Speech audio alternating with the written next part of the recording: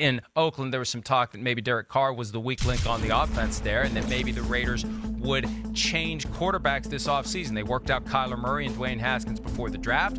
Derek Carr seemed to notice it with a social media post where he was doing the "I'm watching you" gesture while he was on the field. He said yesterday, though, that he knew all along the Raiders were not going to get rid of him. Here's Derek Carr from Tuesday. The owner, the GM, the head coach, and the quarterback, I don't know about other places, but here, we're all on the same page. I talk to all three of those guys all the time. They tell me good, bad, and ugly, like we are always on the same page because that's what our team needs. That's what the good organizations do. I'm not going anywhere. This is my team, and it will be for the next however long I want to play. Yeah, I'll tell you what, the Carr family's been making some strong statements this week. David Carr said that Joe Montana is not one of the top 10 quarterbacks of the Super Bowl era. I think what Derek Carr said yesterday is even more outlandish because ask any franchise quarterback. You don't get a lifetime contract. And if you're not worried that at some point you're going to get thrown overboard, that's when they're about to throw you overboard because it happened to Peyton Manning, it happened to Brett Favre, Aaron Rodgers thinks it's going to happen to him at some point, Tom Brady has been motivated for 20 years because of the fear it's going to happen to him. You can't make a statement like that because the moment they find an upgrade, I mean, Mike Mayock said it, you have to evaluate all these positions because if you do find somebody better, you have to go with that person, Shireen. Well, I don't think there's any doubt that this is his team this year. When you look at the backups they have on that roster, the Nathan Petermans and Landry Jones and Mike Glennons, he is the quarterback for this team this year, no doubt about that. But if he has another mediocre type season, the Raiders bring him back next year? Do they start looking ahead and go, this guy isn't our franchise quarterback? This guy's had one good year, and granted, it was an MVP type of year, but he's got to reproduce that, and he hasn't in a while. So they need him to step up and play like he did a few years ago at that MVP level to know that he is their quarterback. It is his team going forward, because I think it's a one-year thing right now. I agree with you. And as he gets deeper and deeper into that contract he signed, at the time he signed it, he was the highest paid player in NFL history at $25 million per year. It's much easier to walk away from him next year than it was this year. It gets easier after that.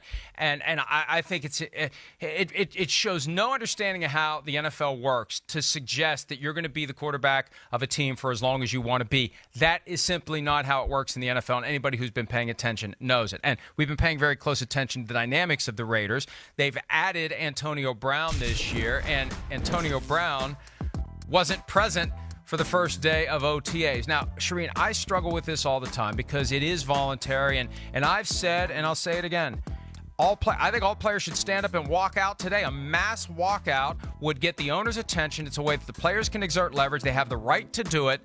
It's voluntary, and they should use that power. However, if all your teammates are there, and you're the new kid, and you're trying to establish yourself, and you've got to have the right relationship with Derek Carr, and you've got to figure out how he throws passes and how you have to run your routes in order to be in position to catch the passes. I don't know why in the world Antonio Brown wouldn't be there for the start of OTAs. After all of the problems he created on his way out of Pittsburgh, you would think he would be doing everything in his power to ensure the best possible transition to his new team. You know, Mike, when I wrote this yesterday, this post about Antonio Brown not being at the team's OTAs, I'm with you, I struggle with it. But I started listing all the players who have missed part of the offseason program or all of the offseason program.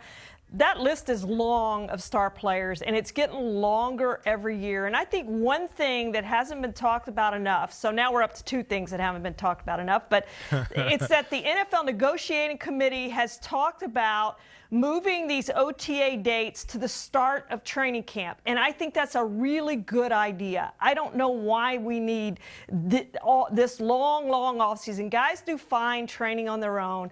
You know, make it shorter, and I think that's what we're headed toward, or these days are going to be at the start of training camp in the next CBA. Yeah, but here's the concern. If you thrust guys into these OTAs and they haven't had that break-in period, then, you know, look, the coaches want more time, not less time. And I suggested that they should just go ahead and bargain for these to be mandatory, and then we take this issue off the table altogether. And I mean, they're already essentially mandatory, even though a lot of players are staying away. Most of them do it, though, for contractual reasons. And I'm fine with that. But there are certain situations, whether it's Odell Beckham in Cleveland, Antonio Brown in Oakland, you're trying to get off on the right foot with a new team. And back to Derek Carr, Shireen, I'm convinced if Antonio Brown doesn't work in Oakland, it's not going to be his fault. It's not going to be John Gruden's fault. It's going to be Derek Carr's fault. And Derek Carr's the guy. Remember the video of Antonio Brown coming to Derek Carr's house and they're hugging and all this? Carr's the guy who should be constantly texting and calling Antonio Brown saying, buddy, I need you here every day. We need to be working together as much as we can. We're only going to go as far as the two of us can carry us. And ultimately, Carr's only going to be the quarterback beyond this year if he can get the most out of Antonio Brown. Yeah, no question about that. And we saw Antonio Brown show up before actually he'd even signed or actually been traded, because the trade happened before the trade deadline. And they showed up and threw at the park there in Oakland. And you thought, okay, he's going to be around and be around this team a lot. And he hasn't been. And I do think that's important. Having said everything I said about these OTAs moving, if you're a new player and you're coming to a new team, to me, you probably need to be there to get to know your quarterback, especially at the receiver position, what he likes, let him know what you like. There is a transition period, and I think these guys need to be working and working hard on that, because you're right, Derek Futures is tied a lot to how Antonio Brown performs and how he gets the ball to Antonio Brown. Hi, I'm Mike Tirico, and thanks for watching. Make sure to hit subscribe for the latest news and highlights from NBC Sports.